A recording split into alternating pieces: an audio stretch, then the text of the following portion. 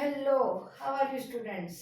तो आज हम देखेंगे प्रैक्टिकल नंबर 2, मतलब टाइट्रेशन में सेकंड प्रैक्टिकल जो है उसको हम आज देखेंगे। फर्स्ट प्रैक्टिकल हमने देखा था हमारे फर्स्ट लेक्चर, इसके पहले लेक्चर में। आज हम सेकंड प्रैक्टिकल देखेंगे टाइट्रेशन में क्या है। हमारे दो ही टाइट्रेशन आने वाले हैं, हमारी जैसे बात हुई थी वैसे। फर्स्ट टाइट्रेशन हमने कर लिया था। अब सेकंड टाइट्रेशन में क्या होता है, तो कि केमिनोफोर तो वही होता ही है अपना पर्पल कलर का। और दूसरा अब यहाँ पे है ferrous ammonium sulphate FeSO4 NH4 twice SO4 into 6H2O। ये जो है इसको मोहार सोल्ट भी कहते हैं। तो ये दो सॉल्यूशन हमारे पास है। जैसे बात हुई थी, एक सॉल्यूशन की कॉन्सेंट्रेशन वैल्यू नॉन है, मतलब मान लो इसकी हमें दी हुई है 0.1 N। एट केमेनोफोर की वैल्यू हमें फाइंड करनी है, तो इसको कहेंगे एक्सन। जिसकी नहीं पता है इसको कहेंगे एक्सन। सबसे पहले हमने लास्ट लेक्चर में ऑलमोस्ट सारी इंफॉर्मेशन मैंने दे दी थी, इसमें भी सारी देते रहेंगे। और आप ध्यान रखना, इसको अगर एक बार देख के आप एग्जाम देने जाओगे, एग्जाम में कोई प्रॉब्लम नहीं होगा। तो सबसे पहले हमें जो दो बीकर दिए होंगे, एक बीकर में होंगे, बड़े बीकर में होगा केमेनोफोर जो पर्पल कलर का है। दूसरा छोटा बीकर होगा, एक बड़ा बीकर, इसमें केमेनोफोर होंगे। और एक छोटा बीकर होगा जिसमें होगा ferrous ammonium sulphate NH4 twice SO4 into 6H2O। इस छोटे बीकर में ये होगा, बड़े बीकर में फिर केमेनोफोर। केमेनोफोर को हम ब्यूरेट में फिल करेंगे। केमेनोफोर हमारा पर्पल कलर का सॉल्यूशन होगा, तो इसको हमने पर्पल कलर का होगा, ये हम ब्यूरेट में फिल करेंगे। ब्यूरेट में जैसे ही फिल करेंगे, यहाँ से थोड़ा पिंच को ऊपर ओपन करके इसको नीचे तक यहाँ तक लाएंगे। फोर्सफुल इसको निकालेंगे ताकि यहाँ पे कोई बबल्स रहे नहीं, और लास्ट तक पर्पल कलर का सॉल्यूशन भरा हुआ है। देन उसके बाद ऊपर तक, थोड़ा ऊपर तक भरेंगे। फनेल से हम इसको फिल करेंगे, फनेल को यूज करेंगे। फिर फनेल को निकालेंगे और जीरो तक सेट करेंगे। जीरो से ऊपर तक पहले भर देना है, देन ड्रॉप बाय ड्रॉप निकाल के जीरो तक सेट करना है फनेल से। अब ये हमारा ब्यूरेट रेडी है। नाउ पिपेट के लिए हम FeSO4 लेंगे। FeSO4 10 ml की पिपेट लेनी है। ये जो पॉइंट वाला जो होता है हमारा, वो नीचे की तरफ आएगा, और ये थोड़ा सा होल होगा ऊपर, थोड़ा बड़ा होल होगा, वो ऊपर की तरफ आएगा। इसको इससे हम ब्यूरेट से, पिपेट से हम शक करेंगे, और इससे हम FeSO4 NH4 ट्वाइस 6H2O मतलब मोहार सोल्ट, ये तो फेरस एमोनियम सल्फेट इसमें लेंगे। मान लो 10 ml यहाँ तक है। 10 ml का वहाँ पे एक अंक दिया होगा, वो कट दिया होगा, वहां तक हमें फिल करना है। हमने यहाँ तक फिल कर लिया है। अब ये सॉल्यूशन को, ये फेरस एमोनियम सल्फेट है, इस सॉल्यूशन को मान ये फ्लास्क में हम ले रहे हैं, फ्लास्क में लेंगे। और उसके बाद उसको ये इसके साथ पर्पल कलर का हमारा जो सॉल्यूशन है, इसके साथ हम उसको टाइट्रेट करेंगे। ये मान लो पूरा पर्पल कलर का भरा हुआ है, ये भरा हुआ है। इसके साथ हम इसको टाइट्रेट करेंगे। तो कौन सा कलर आएगा, हमारा कलर आएगा light pink. 1 by 1 drop add करते जाएंगे और करेंगे। बट यहाँ पे एक ध्यान रखना है, जैसे ही हमने 10 ml ये सॉल्यूशन लिया, उसके अंदर half test tube H2SO4 add करना है।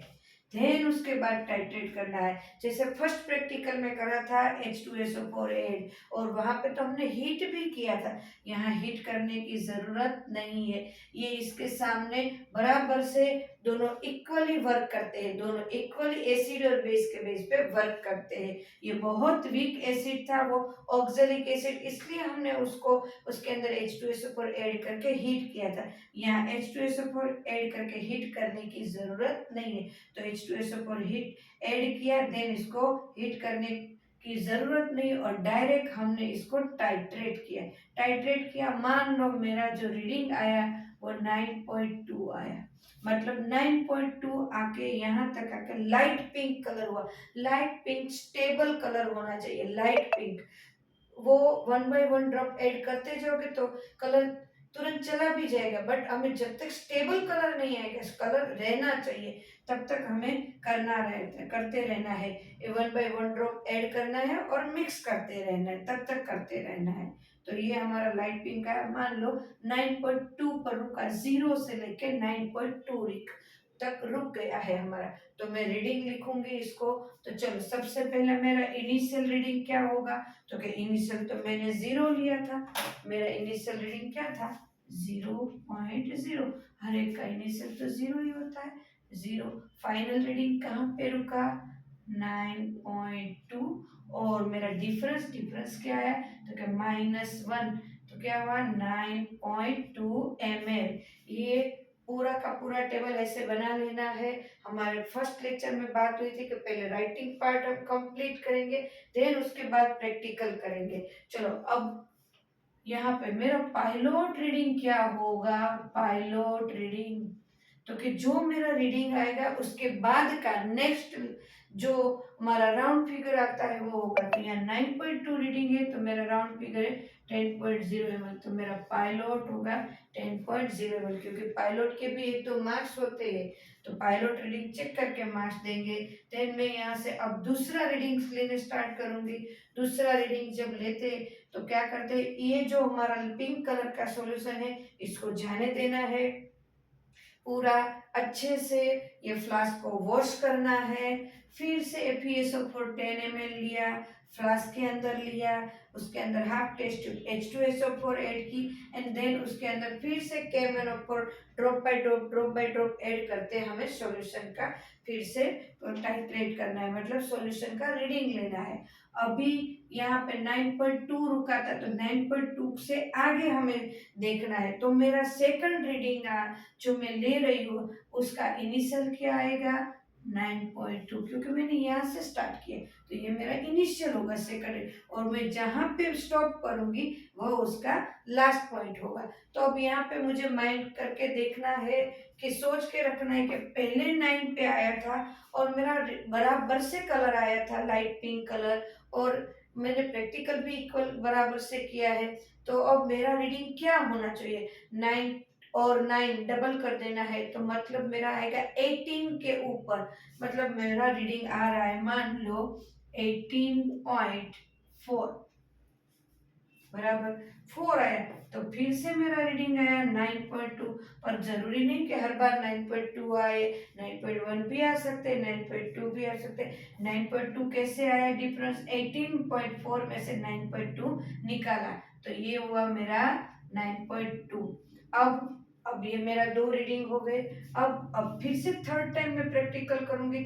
फिर से मैंने जो पिंक कलर लाई हूँ वो उसको जाने देना है, और फिर से मुझे ये फ्लास्क है इसको वॉश करना है। वॉश करने के बाद फिर से इसमें 10 ml फिल करना है पिपेट से 10 ml लेके फ्लास्क में ऐड करना है, फिर से H2SO4 ऐड करना है, और फिर इसके सामने टाइट्रेट करना है। मान लो 18.4 पे रुका था, तो इसके आगे हम टाइट्रेट करेंगे। तो अब हम फिर से टाइट्रेट कर रहे हैं जब तक लाइट पिंक कलर नहीं आएगा तब तक।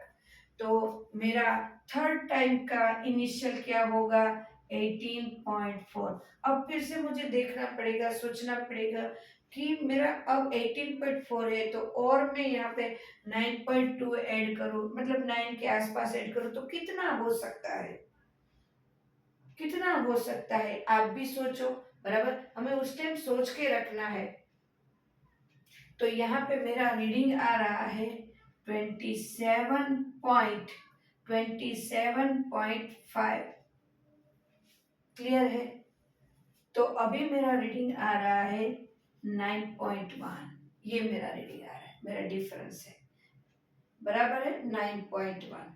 अब यहाँ से फिर से आगे जाते हैं, आगे करते हैं। तो अब देखो 9.2 9.2 टू टाइम्स एंड 9.1 है वो 1 टाइम्स, तो मेरा एवरेज तो कि जो दो टाइम आया उसको ले लेते हैं 9.2। अगर मेरा तीनों रीडिंग अलग अलग आते तो मुझे तीनों को ऐड करना है और 3 से डिवाइड करने हैं, ऐसे एवरेज निकालना है।